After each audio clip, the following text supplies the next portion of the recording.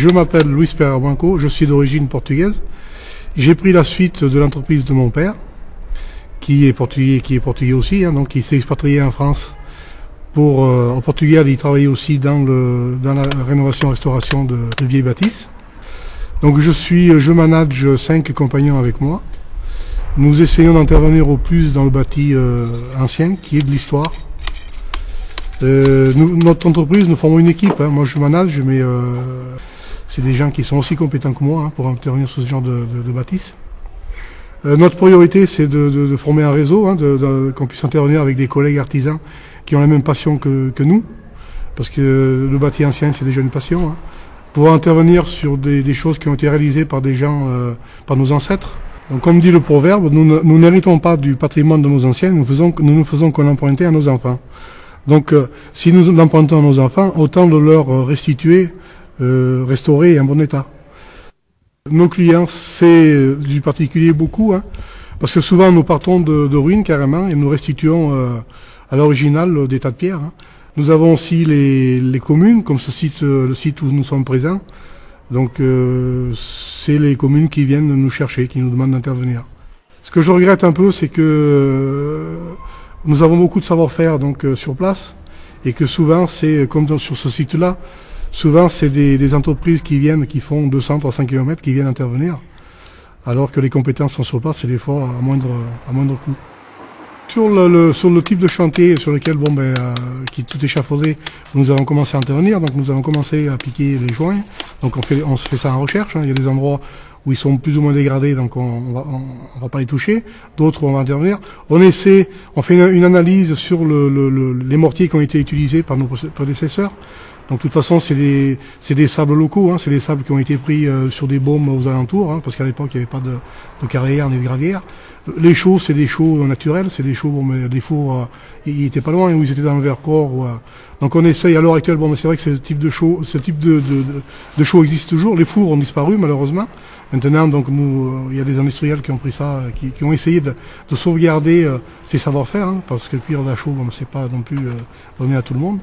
Et on essaye donc, en partant donc sur ces bases-là, donc de chaux et de sable, essayer de se coller au maximum à l'enduit qui était présent, quoi. Ça c'est encore une chose, mais on sait faire, Depuis un certain nombre d'années qu'on le fait, on arrive à le faire quand même assez facilement. Donc toutes les pierres qui sont dégradées, c'est pareil. Les pierres, on va essayer c'est de la molasse, parce que la pierre locale, c'est de la molasse.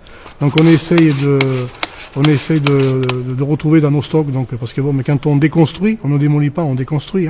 Donc on récupère au plus ou du bois ou des pierres, et on essaie d'utiliser les mêmes pierres que celles qui sont présentes sur le site. Nous, en intervenant sur le type de patrimoine, on est carrément dans l'environnemental, puisque nous n'utilisons que des matériaux qui sont naturels. Donc, de par le fait, on est dans l'environnemental.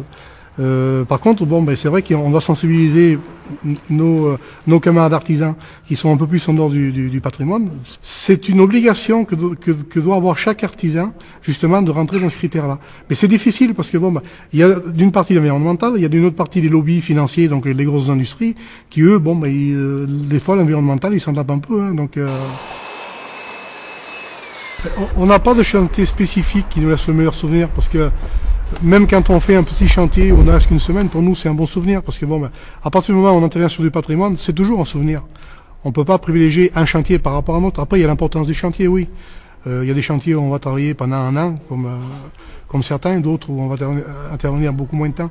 Mais on ne peut pas privilégier un chantier par rapport à un autre. Quand nous arrivons en fin de travaux, nous avons fait une osmose avec notre client. Donc souvent, à la fin des travaux, le client devient un ami. Moi, on a des chantiers qui ont été réalisés il y a 25 ans. C'est autant d'amis que j'ai depuis 25 ans. L'avenir de notre profession, moi, personnellement, je le vois avec beaucoup de roses. Parce que, du bâti, il y en aura de plus en plus à restaurer. Par contre, le petit bémol, c'est que nous n'avons pas assez de jeunes qui s'orientent vers nos professions. On a aussi besoin de jeunes qui sachent compter, des jeunes qui sachent lire, des jeunes qui sachent écrire, des jeunes qui est bac plus 1, plus 2 ou plus 3 même.